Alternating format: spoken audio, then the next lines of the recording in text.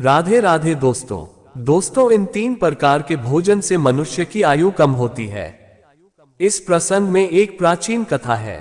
इस कथा के माध्यम से हम आपको बताते हैं कि मनुष्य को किस प्रकार का भोजन करना चाहिए, भोजन करने का सही तरीका और सही दिशा कौन सी है, भोजन कब करना चाहिए तथा भोजन शुरू करने से पहले क्या बोलना चाहिए।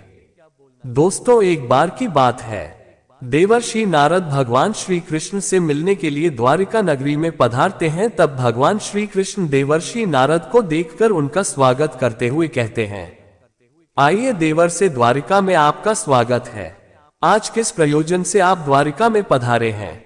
अवश्य ही कोई महत्वपूर्ण समाचार लेकर आए होंगे। तब देवर्षि कहते हैं, हे प्रभु, आप सब कुछ जानते हुए भी पूछ रहे हैं। मैं आज आपके पास मेरी एक शंका का निवारण करने के लिए ही आया हूं। कृपया आप अपने इस भक्त की दुविधा को दूर कीजिए। जब श्री कृष्ण मुस्कुराते हुए कहते हैं कि देवर्षि, मैं अवश्य जानता हूं कि आप किस कारण से दुखी हैं और आपके मन की दुविधा को भी मैं अवश्य जानता हूं। इसीलिए आपके मन में जो भी शंका है अथवा प्रश्न है, आप निसंकोच होकर पूछे, मैं आपकी शंका का निवारण अवश्य करूंगा। देवर्षि नारद कहते हैं, हे प्रभु, मेरे मन में आज ये जानने की इच्छा है कि मनुष्य को किस प्रकार का भोजन करना चाहिए, किस प्रकार का भोजन बढ़ाने वाला होता है और किस प्रकार का भोजन आयु को कम करने वाला होता है। हे प्रभु, मनुष्य को भोजन किस दिशा में मुंह करके करना चाहिए, भोजन करने से पूर्व कौन सा मंत्र बोलना चाहिए। कृपा करके आप मुझे इन सभी प्रश्नों के उत्तर दीजिए। लेकिन वीडियो में आगे बढ़ने से पहले एक छोटी सी रिक्वेस्ट है, अगर आपने ये चैनल अभी तक सब्सक्राइब नहीं किया है तो सबसे पहले सब्सक्राइब कर ले, ताकि सनातन धर्म से जुड़ी सारी जानकारियां आप तक सबसे पहले पहुंच सके। कमेंट्स बॉक्स में प्यार भरा राधे राधे लिखकर आपकी हाजिरी अवश्य दे। चलिए वीडियो करते हैं स्टार्ट।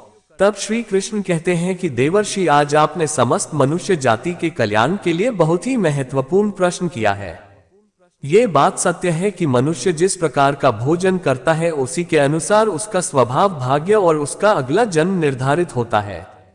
इस विषय में एक प्राचीन इतिहास है जो मैं आपको सुनाता हूँ। त्रेता युग में ये कथा महर्षि अगस्त्य ने भगवान श्री राम को सुनाई थी।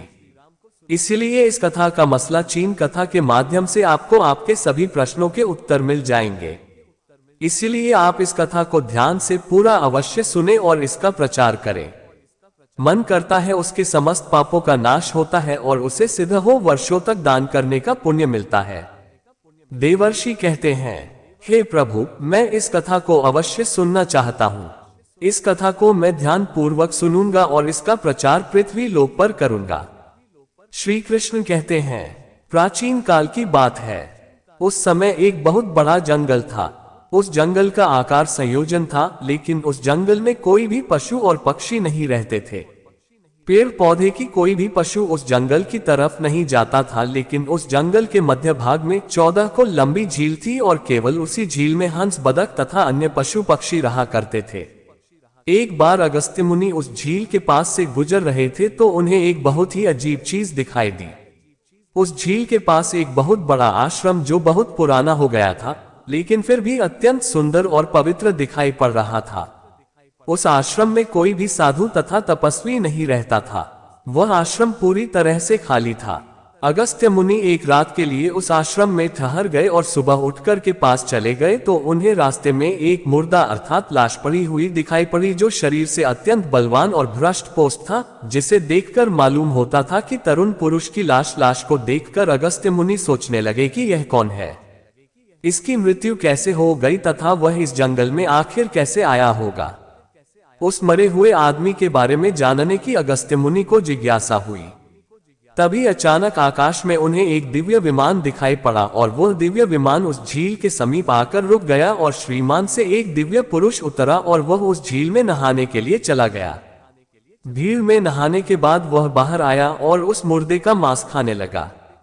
उसने घर पर उस मोटे ताजे मोर का मांस खा लिया और फिर से विमान में बैठकर स्वर्ग की ओर जाने लगा। तभी अगस्त्य मुनि ने उस दिव्य पुरुष को आवाज लगाई, है दिव्य पुरुष, तुम कौन हो? तुम देवताओं के समान दिखाई पड़ते हो। तुम्हारा भोजन बहुत घृणित है। तुम मुर्दे का मांस क्यों खा रहे हो? ऐसा भोजन भला कोई देवता कैसे कर सकता है? फिर उस स्वर्गवासी दिव्य पुरुष ने अगस्त मुनि की तरफ देखा और हाथ जोड़कर प्रणाम करके कहने लगा, एक बार आपको प्रणाम है। मैं आपको मेरी कहानी सुनाता हूँ। पूर्व काल की बात है। विदर्भ देश में मेरे महायशस्वी पर राज्य करते थे। वसुदेव के नाम से तीनों लोकों में प्रसिद्ध थे और परम धार्मिक व्यक्ति थे। उनकी 2 पत्नियां थीं। उन दोनों पत्नियों से उन्हें एक एक करके 2 पुत्र हुए। मैं उनका सबसे बड़ा बेटा था। लोग मुझे श्वेत के नाम से जानते थे और मेरे छोटे भाई का नाम सूरत था।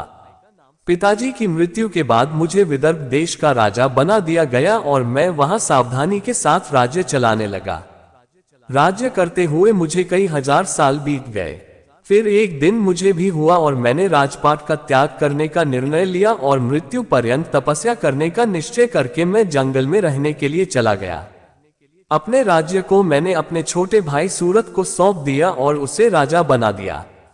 फिर इस झील के पास आकर मैंने कठोर तपस्या करना आरंभ किया। 80,000 वर्षों तक में जंगल में तपस्या की और उसी के प्रभाव से मुझे ब्रह्मलोक की प्राप्ति हुई। लेकिन ब्रह्मलोक पहुंचने के बाद भी मुझे भूख और प्यास अधिक सताने लगी। मेरे सभी इन मिलावट है। फिर मैंने ब्रह्मलोक के सर्वश्रेष्ठ देवता ब्रह्मा जी से पूछा, हे भगवान, मैंने तो सुना है कि ब्रह्मलोक में किसी भी प्राणी को भूख और प्यास नहीं लगती है। फिर मुझे भूख और प्यास क्यों लग रही है? यह मेरा पीछा क्यों नहीं छोड़ रही है? कृपया आप मुझे बताएं कि मैं किस चीज का सेवन करूं। फिर ब्रह्मदेव ने कहा, हे राजन, पृथ्वी पर दान धर्म करने पर ही व्यक्ति इस लोक में भूख प्यास से मुक्त हो जाता है। लेकिन तुमने अपने जीवन काल में कभी दान नहीं किया, किसी भीख मांगे को भीख तक नहीं दी। तुमने राजमहल में रहकर भी द्वार पर आए अतिथियों को भोजन नहीं दिया। तुमने सदैव ही उचित भोजन किया है। बिना स्नान किए ही तुम भोजन किया करते थे। भोजन शुरू करने से पहले तुमने ईश्वर का धन्यवाद नहीं किया। स्वादिष्ट भोज दूसरों को दिए बिना ही तुमने उसे ग्रहण कर लिए। किसी कारण से तुम्हें ये पाप लगा है, इसीलिए तुम्हें ब्रह्मलोक में भी भूख और प्यास का कष्ट उठाना पड़ रहा है। जीवित रहते हुए तुमने अनेक प्रकार के आहारों का अकेले ही सेवन किया है। अनेक प्रकार के पकवान तुमने अकेले ही खाए हैं, दूसरों को नहीं दिए हैं, जिससे तुम्हारा शरीर तो बलवान बन गया किंतु तुम्हारा पुण्य क्षीण हो गया। अब तुम्हारे लिए एक ही उपाय है उस झील के। तुम्हारा शरीर पड़ा हुआ है, तुम उसी का मांस खाकर अपनी भूख मिटाए। ब्रह्मा जी द्वारा इस प्रकार से कहने पर राजा ने कहा, हे प्रभु, अपने शरीर का भक्षण कर लेने के पश्चात मेरा क्या होगा? उसके बाद मैं क्या खाऊंगा? मेरे खाने के लिए कुछ भी शेष नहीं रहेगा। कृपया कुछ ऐसा भोजन बताएं जिसका भक्षण कर लेने पर भूख मिट जाए और जो कभी खत्म ना हो। तब ब्रह्मदेव कहते हैं, हे राजन, तुम्हारा शरीर ही मैंने अक्षय बना दिया है, उसे तुम रोज खाओगे, फिर भी यह समाप्त नहीं होगा। वह दूसरे दिन फिर से ताजा हो जाएगा। इस मृत शरीर के अंग फिर से उगाएंगे और उन्हें तुम फिर खा सकोगे। और जब तुम अपने शरीर का मांस खाते हुए 100 वर्ष बीत जाएंगे, उसके बाद तुम्हारे किसी जंगल में एक दिन महर्षि अगस्त्य पधारेंगे और उन्हीं के द्वारा तुम इस पाप से मुक्ति पा सकोगे। इस प्रकार से राजा ने सारी हकीकत महर्षि अगस्त्य को बता दी और कहने लगे थे, वे मेरा शरीर कभी नष्ट नहीं होता है और मैं रोज आकर अपने शरीर का मांस खाता हूँ। ना जाने कब मुनिया अगस्त्य यहाँ पर पधारेंगे और मुझे इस कष्ट से मुक्ति दिलाएंगे। ऐसा सोचते हुए मुझे 100 वर्ष बीत चुके हैं और मैं आज भी उनकी राह देख रहा हूँ। राजा श्वेत का इस प्रकार से कथन सुनकर महर्षि अगस्त बोले, अच्छा, तो तुम्हारे सौभाग्य से मैं यहाँ पर आया हूँ। मैं ही मुनि अगस्त्य हूँ और बोलो, मैं तुम्हें किस प्रकार से सहायता कर सकता हूँ? तब राजा अत्यंत प्रसन्न हुए और जमीन पर लेटकर महर्षि अगस्त्य के चरणों को वंदन। राजा श्वेत बोले, हे मुनि, कृपया आप मुझे इस घृणित आहार से मुक्त कीजिए तथा जिस पाप के कारण मुझे ये प्राप्त हुआ है उस पाप से भी मुझे मुक्त कीजिए, जिससे मुझे अक्षय लोक की प्राप्ति हो सके। हे ऋषि, मैं आपको ये दिव्य आभूषण भेंट करता हूँ, कृपया आप मुझ पर कृपा करें। राजा की दुख भरी बातें सुनकर मुनि पर दया आ गई। जैसे हीरा जाने वह दिव्य आभूषण महर्षि अगस्त्य के हाथ पर रखा। उसी समय उनका मृत शरीर अदृश्य हो गया और वे उस पाप से मुक्त हो गए और फिर महर्षि अगस्त्य से आज्ञा लेकर वे उस दिव्य विमान में बैठकर ब्रह्मलोक को चले गए। इस प्रकार से उस राजा श्वेत को दान न करने के पाप से मुक्ति मिली।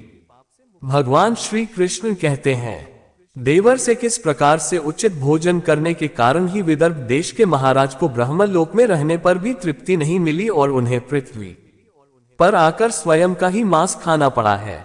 देवर्षि, अब मैं तुम्हें भोजन के नियम बताता हूँ, आप इसे ध्यान से सुनिए।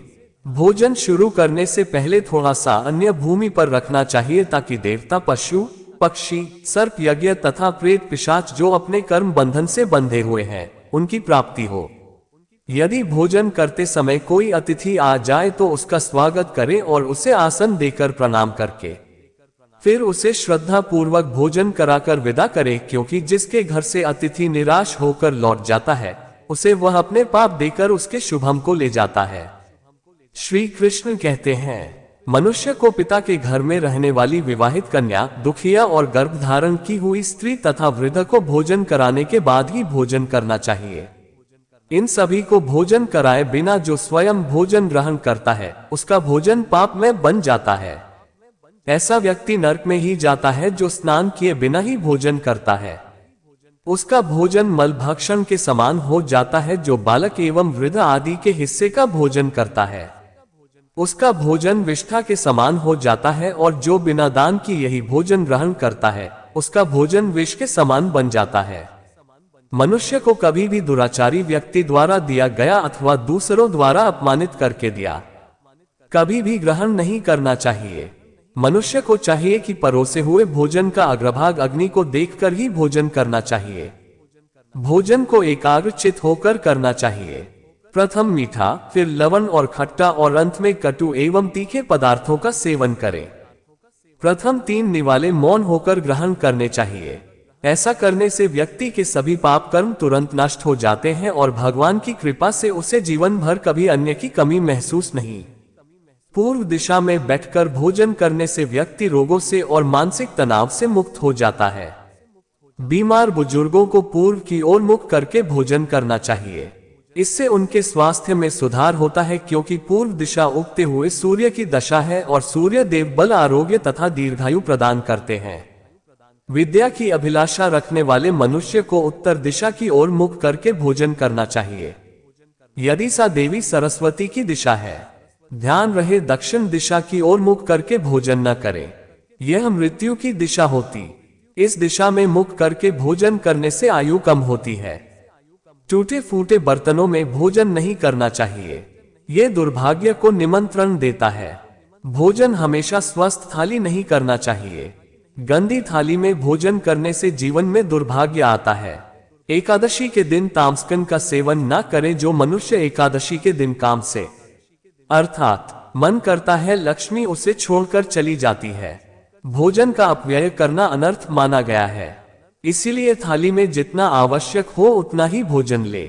अगर कोई व्यक्ति साथ में भोजन कर रहा हो तो उसका भोजन समाप्त होने तक उठकर नहीं जाना चाहिए। इससे पितृ देव नाराज हो जाते हैं। भोजन के बाद थाली में हाथ धोना अनुचित माना गया है। थाली में हाथ धोने से अन्न का अपमान होता है।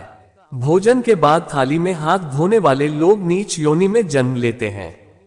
सबसे महत्वपूर्ण बात ध्यान रहे कि व्यक्ति को बिस्तर पर बैठकर कतई भोजन नहीं करना चाहिए। ऐसा करने से व्यक्ति कई प्रकार के रोगों से ग्रसित हो सकता है। भोजन के बल जमीन पर आसन बिछाकर उस पर बैठकर ही करना चाहिए। भोजन करते समय दिशाओं का ध्यान रखना बहुत ही आवश्यक होता है। यदि गलत दिशा में बैठकर अथवा गलत दिशा में मुख करके भोजन करने से व्यक्ति को उसके अनिष्ट का परिणाम प्राप्त होते हैं। भगवान श्री कृष्ण कहते हैं, जिस भोजन के ऊपर से कोई पैर रखकर चला गया हो अथवा कोई व्यक्ति भोजन को लांघ कर गया हो तो ऐसे भोजन को कभी खाना नहीं चाहिए। ऐसा भोजन शुद्ध हो जाता है। ऐसे भोजन को पशुओं को खिला देना चाहिए। दूसरों के द्वारा लांघा गया भोजन खाने से मनुष्य की आयु कम हो जाती है और उसके शरीर में भिन्न भिन्न प्रकार के रोग उत्पन्न होते हैं। यदि भोजन में बाल निकल आता है तो ऐसा भोजन त्याज्य हो जाता है। किसी को बिना दिए ही स्वयं उस अन्न का उपभोग करता है। उसे देवी अन्नपूर्णा रुष्ट हो जाती है। भोजन सभी में बैठकर खाना चाहिए। दूसरों के का भोजन करने से मनुष्य के पुण्य कर्म नष्ट हो जाते हैं। पवित्र आसन पर बैठकर अपने पैरों को भूमि पर रखकर पूर्व की ओर सूर्य विमुख होकर अन्न ग्रहण करना ही सर्वोत्तम माना गया है। पूर्व विमुख होकर भोजन करने से यश की प्राप्ति होती है और उत्तर की ओर मुख करके भोजन करने से सत्य की प्राप्ति होती है। दोनों हाथ दोनों को पानी से धोकर ही भोजन करना चाहिए।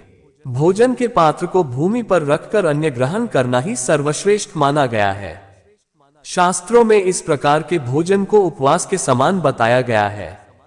मनुष्य को क्रोध रहित होकर भोजन करना चाहिए। क्रोध की अवस्था में भोजन करने से भोजन का अपमान होता है और कई व्याख्या उत्पन्न होती है। यदि चित्र कहीं और हो तब भी भोजन नहीं करना चाहिए और गुस्से से भरे मन से भी भोजन करना अशुभ होता है जो जूते पहनकर भोजन करता है। किस प्रकार के भोजन को आखिरी भोजन कहा गया है? ठीक मध्य रात्रि में ठीक मध्याह्न न होने पर भी भोजन करना शुभ माना गया है। यदि पेट खराब हो तब भी भोजन नहीं करना चाहिए। नीले वस्त्र पहन करके भी भोजन करना अशुभ होता है। दूसरों के लिए परोसा गया भोजन भी कभी नहीं करना चाहिए। सोते हुए खड़े होकर टूटे फूटे पात्र में भूमि पर रखकर अथवा हाथ पर रखकर भोजन ग्रहण करने से दरिद्रता आती है। भोजन करते समय वेदों का उच्चारण नहीं करना चाहिए। शास्त्रों के अनुसार स्त्री को पति के भोजन के बाद ही भोजन कर लेना चाहिए। यदि पति घर से दूर हो तो पति को ध्यान करके भोजन ग्रहण करना चाहिए। इससे पति की आयु लंबी होती है और स्त्री सदा सुहागन रहती है। पति से पहले भोजन करना शास्त्रों में शुभ माना नहीं गया है।